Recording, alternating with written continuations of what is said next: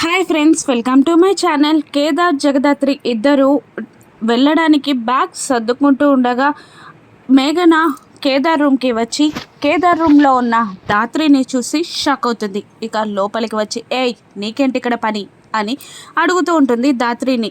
అదే క్వశ్చన్ నీకేంటి ఇక్కడ పని అని అడుగుతూ ఉంటుంది దాత్రి కూడా.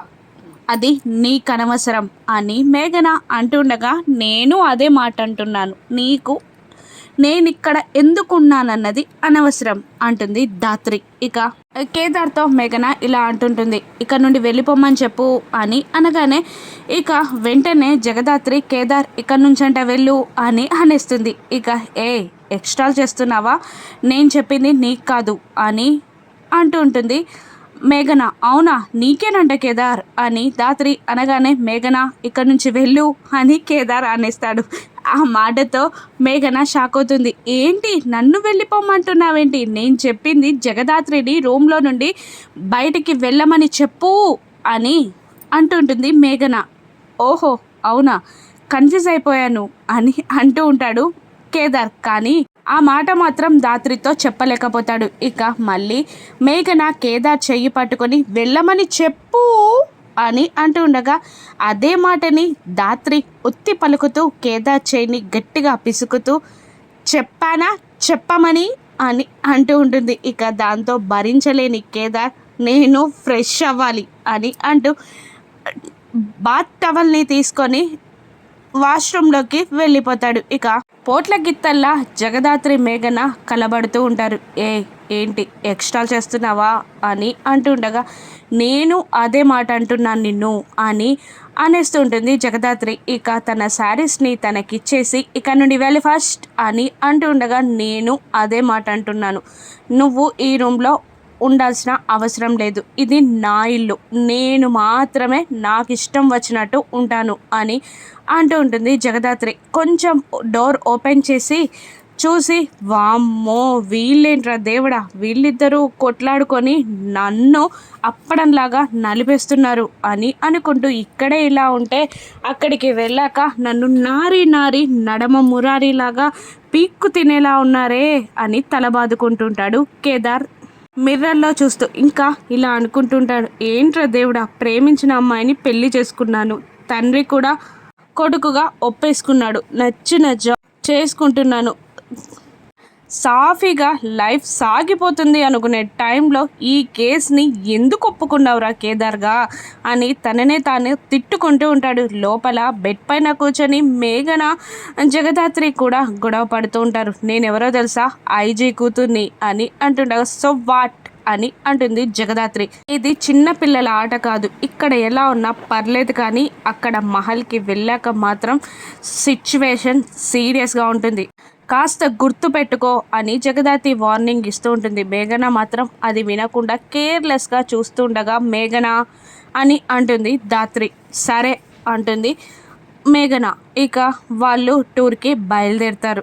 జేడి మధ్యలో కూర్చుంటే కేడి ఒకవైపు, మేఘన మరొక వైపు కూర్చుంటారు. ఇక ఏదో బోరింగ్ సాంగ్ ప్లే అవుతూ ఉండగా సాంగ్ మార్చి కిరణ్ అంటూ ఉంటుంది మేఘన.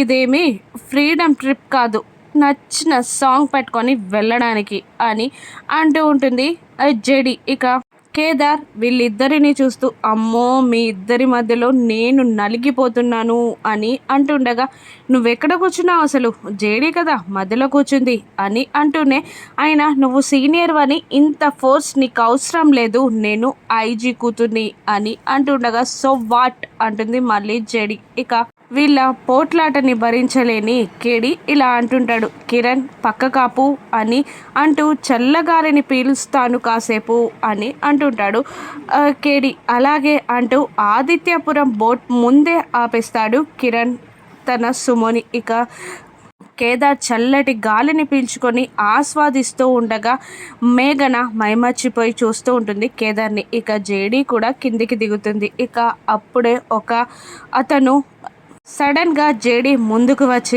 భయపట్టేలా నవ్వుతూ ఉంటాడు. ఒక్కసారి జేడీ తన గుండె ఆగిపోయినట్టు ఫీల్ అయి మళ్ళీ కాస్త తనని తాను సముదాయించుకుంటూ ఉంటుంది. ఇక అప్పుడు ఒక్కొక్కరిగా ఊర్లో వాళ్ళందరూ వెళ్తూ ఉండగా జేడి వాళ్ళని అలా చూస్తూ అన్నీ గమనిస్తూ ఉంటుంది. ఇక ఆ అతన్ని చూసి ఇతనెవరు అని మేఘన అడుగుతుండగా మా ఊర్లో బిచ్చగాళ్ళంటారులే అని అంటూ ఉంటుంది. ఇక వెటకారంగా మేఘని ఎక్కడికక్కడ తొక్కి పెడుతూ ఉంటుంది జేడి. ఇక అందరూ వెళ్తూ ఉండగా వెళ్ళండి వెళ్ళండి ప్రాణాలు రక్షించుకోండి అని అతను అంటూ ఉంటాడు. కానీ జేడి కేడీలని చూడగానే తన సిక్స్ సెన్స్ యాక్టివ్ వై వాళ్ళిద్దరూ కలిసి కొన్ని ముఠాలని కొన్ని నేరాలని ఛేదించడం, ఫైటింగ్ సీన్స్, త్రినేత్రం ఓపెన్లో అవ్వడం అన్నీ అతనికి సిక్స్త్ సెన్స్ ద్వారా తెలుస్తూ ఉంటుంది.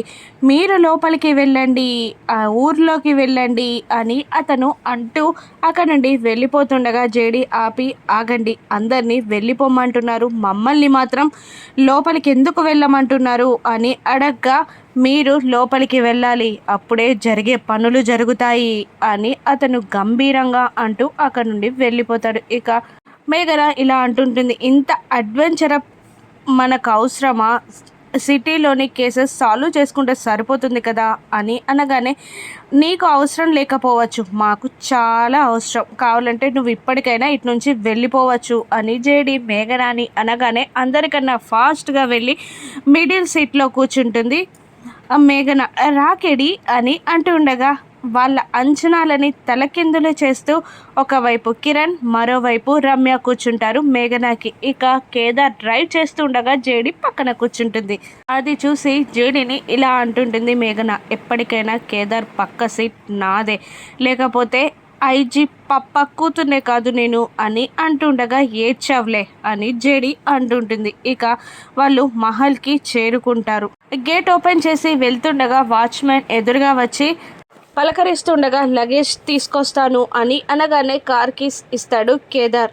మహేష్ని పరిచయం చేసుకుంటాడు అతను. ఇక మాది జేడీ టీం, ఇక్కడే ఉండడానికి వచ్చాం అని జేడీ కూడా అంటూ ఉంటుంది. ఇక లోపలికి వచ్చాక అందరూ ఊర్లో నుండి ఎందుకు వెళ్ళిపోతున్నారు, అక్కడున్న అతను ఎవరు అని అడగ్గా అతను ఒక డాక్టర్, ఇక్కడ ఉన్న దయ్యం వాళ్ళ కుటుంబం మొత్తం చంపేసింది అని చెప్తుండగా జేడి వింటూ ఉంటుంది. కానీ కేదార్ లోపలికి అడుగు పెట్టేటప్పుడు అతనికి ఏదో వింత అనుభవం ఎదురవుతూ ఉంటుంది. ఇక మరి నువ్వెందుకు మహల్ని వదిలిపెట్టి వెళ్ళలేదు అని జేడి అడుగుతూ ఉండగా అతను ఏదో సమాధానం చెప్పలోపే మహల్ గుమస్తా పైనుండి కిందికి దిగే వస్తూ ఆకలి దేన్నైనా భరిస్తుంది అని అంటూ సమాధానం ఇస్తూ ఉంటాడు. ఇక గుమస్తా దగ్గరికి జేడి వెళ్ళి ఇలా అంటూ ఉంటుంది, ఇక్కడ ప్రజలు కొన్ని రకాలుగా మాట్లాడుకుంటున్నారు, అందులో ఏది నిజం అని అనగానే మీరు ఏది నమ్మితే అదే నిజం అంటూ ఒక ఫైల్ని వాళ్ళ చేతిలో పెడతాడు. ఇక అందులో న్యూస్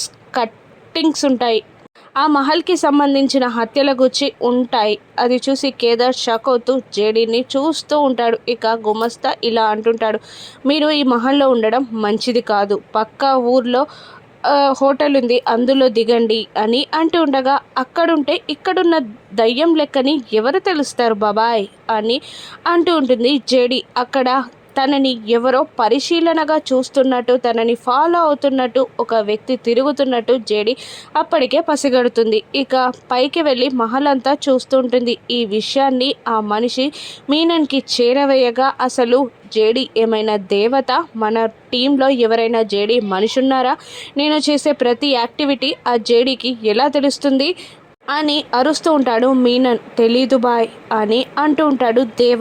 ఇక 2 days సైలెంట్గా ఉందాం, అప్పుడు తనే వెళ్ళిపోతుంది అని అంటుంటాడు దేవ.